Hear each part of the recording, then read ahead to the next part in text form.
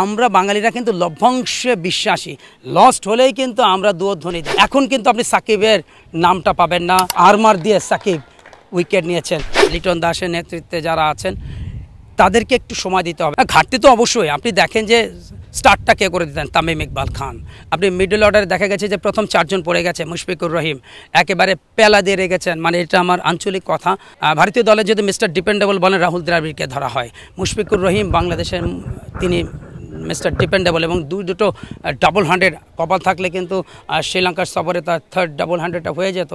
পাশাপাশি আপনি দেখবেন যে লোয়ার অর্ডারে যখন দেখবেন যে শেষ 10টা ওভার তখন কিন্তু দ্রুতগতিতে রান তুলতে এবং ওই জায়গাটায় যেভাবে কার্যকরী ভূমিকাটা রাখেন মাহমুদুল্লাহ রিয়াদ, এটা অসাধারণ। আর আপনি সাকিবের কথা বলেন, বিশ্বসেরা অলরাউন্ডার। এখন কিন্তু আপনি সাকিবের নামটা পাবেন না, তার নামের পাশে লাল সবুজের পতাকাটাও কিন্তু আর ওই আইসিসি যে র্যাঙ্কিং বিশ্বসেরা অলরাউন্ডারদের সেখানে সবার উপরে থাকতে, এটা আমাদের গর্বের বিষয়, এটা আমাদের অহংকার। দ্বিতীয় সাকিব বাংলাদেশে আসবে কিনা সেটা কিন্তু আমরা কিন্তু কেউ বলতে পারি না, বাট তাদের অবদান অনস্বীকার্য। এবং আপনি যদি এই গুণী ক্রিকেটারদের যদি অবদান অস্বীকার করেন, এটা অবশ্যই মানে গাদ্দারি করা ছাড়া কিছুই না। আর সবচেয়ে বড় জিনিস হচ্ছে সাকিব তিনি অলরাউন্ডার, ব্যাট হাতে মিডল অর্ডারে যেমন দায়িত্ব পালন করেছেন, বল হাতে কার্যকরী মুহূর্তে হয়তো বা উইকেট পড়ছে না, সাকিবকে আনা হয়েছে। একটা আরমার দিয়ে সাকিব উইকেট নিয়েছেন, প্রতিপক্ষ দলকে ব্যাকফুটে ঠেলে দিয়েছেন। এই যেভাবে এরকম অসংখ্য স্মৃতি আছে সাকিব, মাশরাফি, মুশফিকের। আপনি দেখেন, এবং আরেকজনের কথা বলতে হবে, তিনি ব্যাটিং জিনিয়াস মোহাম্মদ আশরাফুল, বাংলাদেশের ক্রিকেটের প্রথম সুপারস্টার। এবং এই যে মানুষগুলো আছেন, ওরা তাদের ব্যক্তিগত নৈপুণ্য দিয়ে কিন্তু বিশ্বের বাঘা বাঘা দলকে কাবু করেছেন।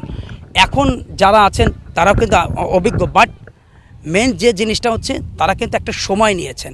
এখন যারা আছেন, লিটন দাসের নেতৃত্বে যারা আছেন তাদেরকে একটু সময় দিতে হবে। আপনি দেখেন যে শ্রীলঙ্কা ট্যুরে আমরা টেস্ট ওয়ানডে হেরেছি, বাট টি20 জিতলাম।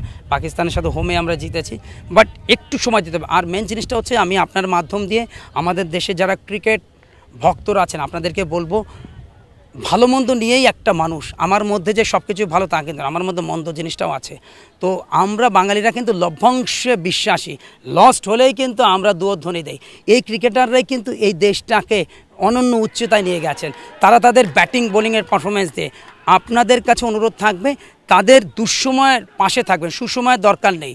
ভালো করছে উইশ করছে, কিন্তু খারাপ যখন করছে তাদেরকে এমনভাবে ধুয়ে দিচ্ছে, তার পরিবার পরিজনকেও কিন্তু আমরা ছাড়ছি না। এই জায়গাটা থেকে যতক্ষণ বেরিয়ে আসবেন, আপনি ভারতের কথা চিন্তা করেন, পাকিস্তানের কথা চিন্তা করেন, শ্রীলঙ্কা বা আরও যেসব টেস্ট প্লেয়িং কান্ট্রি, তাদের দেশের ক্রিকেট ভক্তরা কি আমাদের মতো এরকম করে? কখনোই করে না।